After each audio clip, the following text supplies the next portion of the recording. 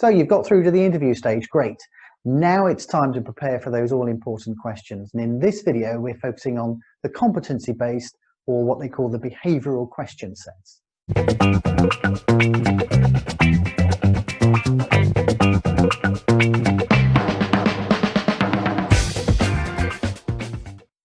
Hi, I'm Bryn Keach from Leader Ruler, and I've got over 20 years experience in the recruitment and selection industry. And I've interviewed, trained and coached hiring managers and interviewees for longer than I can remember. So what are competency-based or behavioural questions? They're questions that require you to provide examples of specific situations that you've been involved in. And the suggestion is that your past actions can predict your future approaches. And companies use these to understand how you might respond in certain environments and situations moving forward if, for example, you work for them. So let's say, for example, you were recently involved in a situation where you were angry at someone in a shopping centre, and the action you took was to hit that person and steal their shopping. This gives an indication of the type of person that you are, and if you give this as a response, for example, in an interview, it shows the interviewer how you're likely to respond when you're put in the similar situation moving forward. Competency questions are designed to understand information on your approaches and the way you process information given a particular situation, and there are ways of dealing with these questions. But let's provide a little background info on where they come from and how they might appear in interview. Let's say, for example, company X is recruiting a receptionist, and the receptionist is going to need to be polite and respectful, customer focused and genuine. And therefore, this already gives you a little bit of an idea of the sort of competency questions that we might think the hiring manager from company X is going to ask to see whether any candidate fits this role. Competency questions that would uncover if the candidate has these qualities to take on the role as a receptionist. So to find out whether the candidate has the right customer focus, for example, an appropriate competency question would be asked. Can you tell me about a time when you went out of your way to help a customer? This question could be asked in the hope that the candidate will answer in a way that demonstrates a real passion for helping others and a concern for customer satisfaction, suggesting that they have good customer focus. If the candidate answers it like this, yeah, I had an annoying customer that wouldn't stop bothering me because he said he wanted to try out a product that he liked and he kept asking if I could help. I told him that I was just about to go onto my lunch break and that he could either come back later on today or go online and have a look at a few product videos to see how it worked. Do you think the interviewer would be impressed with this answer? Probably not. It doesn't really show a passion for customers, and the candidate certainly didn't seem to go out of their way. Competency questions are typically linked to expected actions that the interviewer is looking for in the candidate's answer. For the customer-focused question that we heard a moment ago, these expected actions might be something like greets customer politely, listens carefully to customers' needs, tries everything in their power to help the customer out, seeks further support from others if they're in doubt, deals swiftly with the situation, considers the customer's feelings and emotions during the interaction. The interviewer should look to tick these off as the candidate answers. And a lot of the time, competency questions come about because the company has values, the values that make up the DNA of the company. For example, we are genuine, we are united, we make a difference, we push the limits of achievement might be values that a company holds. And lots of companies have these and want to see that the people that they interview also demonstrate similar values. So they will ask questions that will uncover whether the candidate will fit into the company culture and their DNA. Under each of the company values, there will be these expected behaviours. Under, for example, we push the limits of achievement values, the expected behaviours might be goes above and beyond the call of duty, is never satisfied with the quality of the level of their work, doesn't give up in the face of adversity, strives to be the best that they can be. So if a push the limits to achievement question is asked, the interviewer would look to tick off each of these expected behaviours in the candidate's answers. But how do we answer competency questions? The best way is to have a structure to your answer. It helps you break it down and put it across to the interviewer in a controlled, flowing and concise way.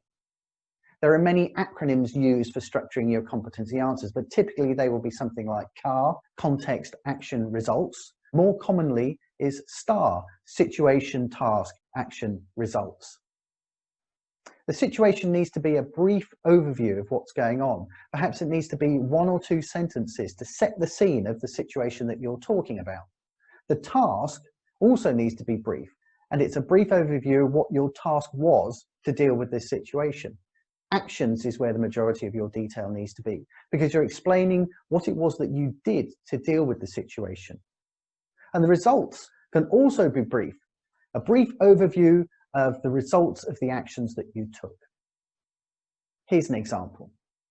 Can you tell me about a time when you had to deal with a difficult customer? Situation. I was working for a car rental company on the front desk in an airport. It was a really busy afternoon and we were short-staffed. A customer barged his way to the front of the queue and started shouting and swearing. His rental car had broken down about 5 miles away. Task. I needed to calm the customer down and deal with his query as quickly and as professionally as possible without upsetting other waiting customers. There were parents and children. Actions. I immediately took charge and I asked my colleague to deal with the existing customer that I had. I politely asked the gentleman to step aside and I told him that he had my full attention. I also apologized for the problems with the car and told him that it would be sorted immediately. I asked him if there was anything that he needed from me right now. He explained that his family was still with the broken down car. I asked him if they were contactable. They were. I called his wife to explain exactly what I was going to do next and to explain that help was on its way. I called the recovery service. I remained calm and sat with the customer to organise another car free of charge. I offered him drinks and told him that his family were on their way and that I would be organising things the moment they walked through the door. His family arrived and I provided them with an upgraded car. Once again, I apologised for the issues and ensured them that I'll be taking action with the broken down vehicle. Result. Although the customer was initially very angry, I managed to avoid a difficult and volatile situation by remaining calm and ensuring that the customer was the centre of my attention and offered a better service than expected. Following the structure lets you know where you are in your answer, because for some candidates, it's really easy for them to go off track if they're not careful or if they don't have a structure to their answer. It also allows the interviewer to keep track of my answer and be able to follow it. You don't have to say out loud situation, task, action, result as you get there, but it does help. However you look to answer the competency questions, here's some advice from an experienced interviewer. Listen to the question carefully. Ask them to repeat the question if you don't understand. Think about your answer for a moment before answering. There's nothing wrong with taking a moment just to gather your thoughts. If you can't think of an appropriate answer, perhaps you've not been in a situation that the question is asking, then be honest. Interviewers will typically have a backup question to ask you. There's nothing worse than trying to fudge an answer to make it fit. Experienced interviewers are likely to notice this, and you can end up making things worse. If you are using the acronyms such as STAR to structure your answers, break your answer down into the 4 letters and only move to each one when you're ready. Give a brief pause in between each and give yourself time to think of what you want to say next. Focus on I, not we.